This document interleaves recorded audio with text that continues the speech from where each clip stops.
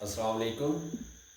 आज की वीडियो में हम बात करने वाले हैं कि डक्की भाई और अलीम खान में क्या रिश्ता। डक्की भाई एक यूट्यूबर है, इन्फ्लुएंसर हैं और उनसे सबसे ज़्यादा मुतासर होने वाले जो लोग हैं उनमें 6 साल से लेकर 18 साल के छोटे बच्चे शामिल हैं। जबकि दूसरी तरफ अलीम खान साहब एक बिज़नेस टाइकॉन है, रियल एस्टेट के बिज़नेस में ज़्यादा सरमाया खर्च किया हुआ है और एक मशहूर टीवी चैनल के मालिक भी हैं। डक्की भाई शुरू में एक यूट्यूबर थे और बाद में इनका इन्फ्लुएंस बढ़ता गया तो ये बैटिंग ऐप की प्रमोशन करने लगे और इनके ज़्यादातर जो शिकार हुए हैं वो 6 साल से लेकर 18 साल के छोटे बच्चे हुए हैं।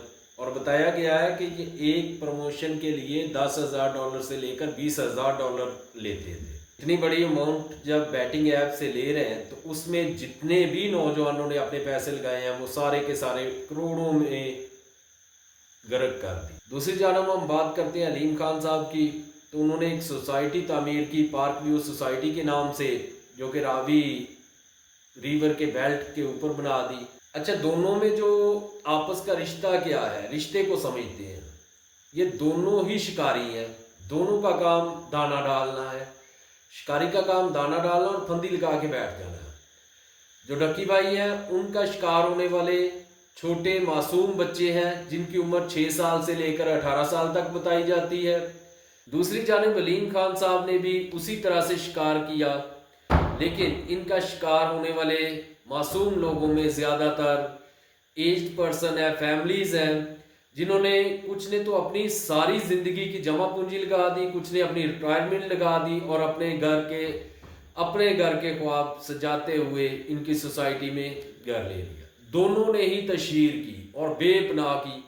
डक्की भाई बैटिंग ऐप की तशहीर कर रहे हैं और ये अपनी इलीगल जो सोसाइटी है जो इन्होंने पास भी करवाई है। और कैसे करवाई है, क्योंकि इनके हाथ बहुत लंबे हैं, कभी काफ लीग तो कभी नून लीग, कभी पीटीआई, इस तरह ये घूमते रहते हैं और अपने सारे काम जो इलीगल है वो लीगल करवाना है इनके लिए कोई भी बड़ा मसला नहीं। अब होता क्या है, डक्की भाई के जो इलीगल काम थे उनमें बैटिंग ऐप की तशहीर है जिसमें बेशुमार लोगों ने जो लीगल नहीं है उनकी तशहीर की और NCCIA ने उनको पकड़ लिया और इन्वेस्टिगेशन शुरू की। अब तक की इतलात के मुताबिक तकरीबन 30 करोड़ रुपए की मनी लॉन्ड्रिंग में भी वो शामिल है।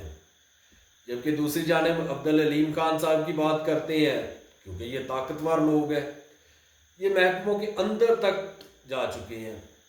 इतना आसान नहीं है इन पे हाथ डालना इन महकमों का, लेकिन अल्लाह ताला की लाठी बेआवाज़ है, क्योंकि उन मासूम लोगों की पूरी जिंदगी की जमा पूंजी लगी है इस सोसाइटी के घरों में और करोड़ों का सरमाया ज़ाया हुआ है। तो वही दरिया जो इन्होंने सोचा भी नहीं होगा कि दोबारा वापस आ जाएगा अपना कब्जा छुड़वाने के लिए, तो दरियाए रावी में दोबारा पानी आया और सारे का सारा पोल खुल गया और अब्दुल अलीम खान शिकारी भी सामने आ गए और डक्की भाई जो थे वो ऑलरेडी कस्टडी में है और गिरफ्तारी में है। तो दोनों का रिश्ता अगर हम समझते हैं तो रिश्ता मुख्तसर सा ये है कि इनका रिश्ता सिर्फ पैसे का है आपस में। दोनों का काम है पैसे कमाना, वो पैसे लीगल हो इलीगल हो, जहां मर्जी से हो, वो मासूम लोगों के हो, किसी बेवा के हो, किसी की सारी जिंदगी की कमाई हो, इनका काम है अपनी शोहरत, ताकत, अमारत इसको कायम रखना और इसे मजीद बढ़ाना। ना इनके दिल में रहम है, ना इनको किसी मुल्क से प्यार है। इनका काम सिर्फ और सिर्फ, अगर ये ताकत में भी आते हैं, इक्तदार में आते हैं, तो अपने पैसे बचाने के लिए।